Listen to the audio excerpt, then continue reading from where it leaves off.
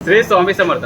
मित्रांनो, जर किडनी ट्रान्सप्लांटच्या नंतर आपल्याला लघवीमध्ये जळजळ होत असेल तर आपण काय उपाय कराल? भावांनो, मी तुम्हाला माझा अनुभव सांगतो. माझा सुद्धा किडनीचा ट्रान्सप्लांट झालेला आहे. माझ्या दोन्ही किडन्या फेल होत्या. आता चांगली लाईफ जगतो.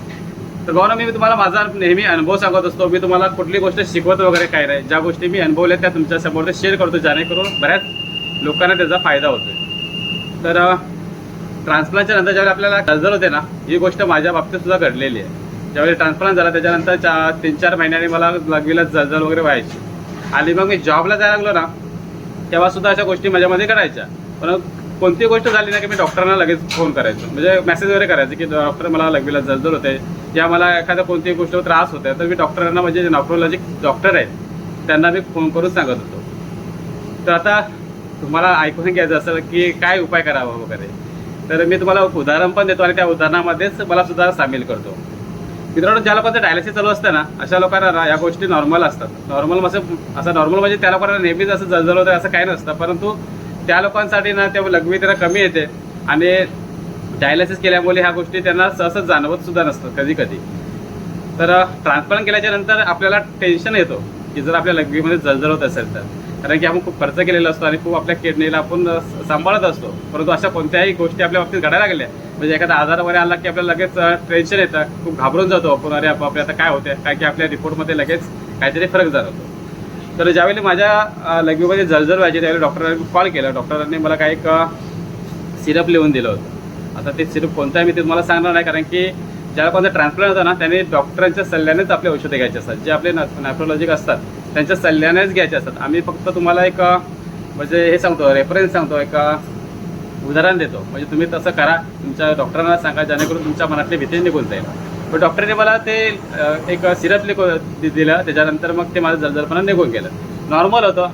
आता ह्या गोष्टी का होतात ना त्या तुम्हाला सांगतो मी, जेणेकरून तुम्हाला सुद्धा माहिती पडेल.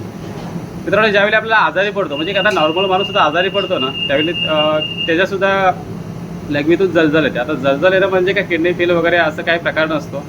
तर आपल्या खाण्या आणि पिण्यामध्ये त्या डिपेंड असतात.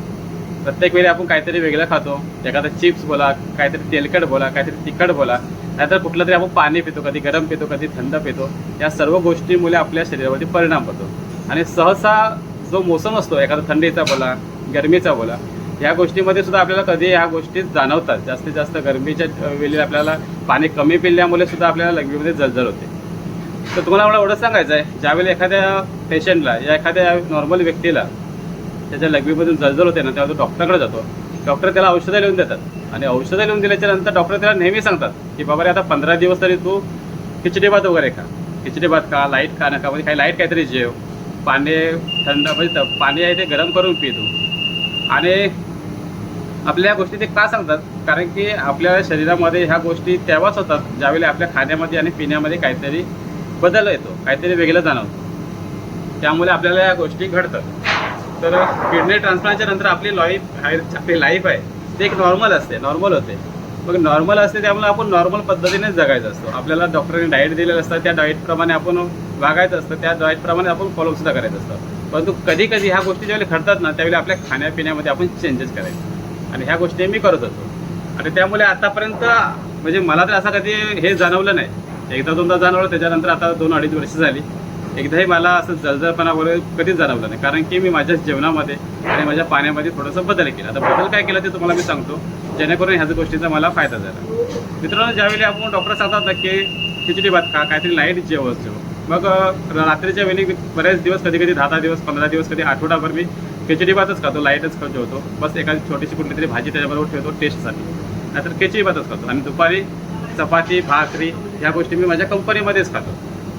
आणि पाणी असतं ना मित्रांनो, हा पाणी मी नेहमी गरम करतो, खूप उकळवतो पाणी, त्याच्यानंतर तो पाणी पुन्हा थंड करतो आणि थंड केल्याच्या नंतर तो पाणी पितो. आता पावसाचे दिवस चालू आहे त्यामुळे बाहेर थंडावाच आहे, मग तेव्हा थोडा नॉर्मली एकदम म्हणजे बाउल केल्यासारखं पाणी मी गरम थोडासा पितो, जेणेकरून आपल्या शरीरामध्ये कुठले आजार वगैरे होणार नाही. तर मित्रांनो, आपण जेवण आणि आपलं पाणी ह्या गोष्टी जर आपण चेंज केल्या तर ह्या गोष्टी, सर्व गोष्टी म्हणजे आपल्याला लघवीमध्ये होणारी जळजळ आहे ना ती जाणवणार नाही. आणि सर्वात महत्त्वाची गोष्ट तुम्हाला सांगतो, आपल्या जेवणामध्ये ज्या लोकांच्या किडनी ट्रान्सप्लांट लोक असतील ना, अशा लोकांनी जेवणामध्ये दुपारच्या टायमिंगला दही रोज खायचं. हे दही आहे ना आपल्या शरीराला एवढं उपयुक्त आहे ना भावानो, तुम्हाला या गोष्टी मी सांगू शकत पण नाही. आपलं क्रिएटिन आहे ना ते सुद्धा कंट्रोल करण्याचं काम करतं. या गोष्टीचा मी अनुभव घेतलेला आहे. रोज मी दही खातो. आता मी नॉनव्हेज खातच नाही, मी व्हेजच खातो.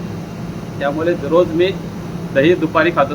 संध्याकाळी रात्री वगैरे काय खायचं नसतं, दुपारी खायचं, जेणेकरून आपल्या म्हणजे पोटाला थोडासा थंडावा येतो. आता ह्या सर्व गोष्टी करून सुद्धा जर कधी आपल्याला कधी जळजळपणा वाटली ना, तर त्या गोष्टी नॉर्मल असतात. आता मी ह्या गोष्टी करतो याचा अर्थ असा नाही की मला कुठला त्रास होत असेल, कुठला आजार होत असेल, ताप वगैरे येत असेल, असं काही नाही. मला सुद्धा 15 दिवसांनी या कधी महिन्याने 2 महिन्याने ताप येतोच येतो.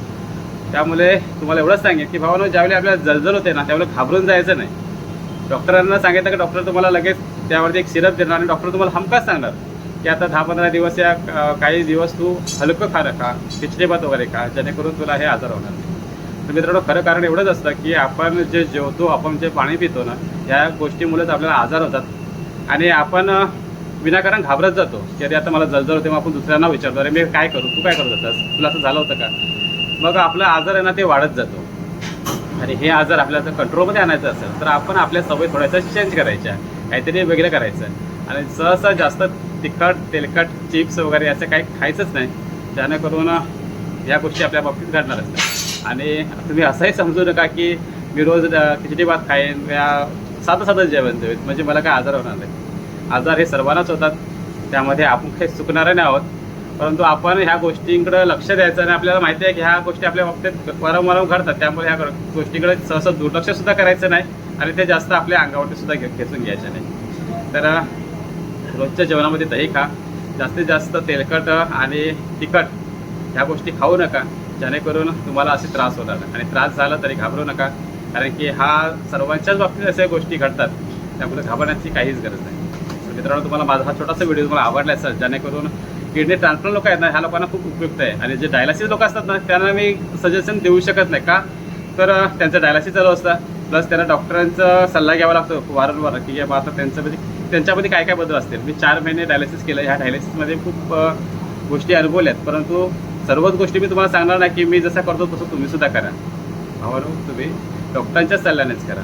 आणि आपली लाईफ आहे ना, ही खूप 100 वर्ष देवाकडून वाढवून घ्या. तर पुन्हा भेटू अशा नव्या व्हिडिओमध्ये.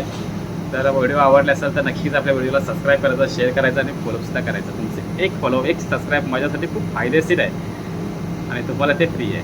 पुन्हा भेटू नव्या व्हिडिओमध्ये. तोपर्यंत सर्वांना श्री स्वामी समर्थ.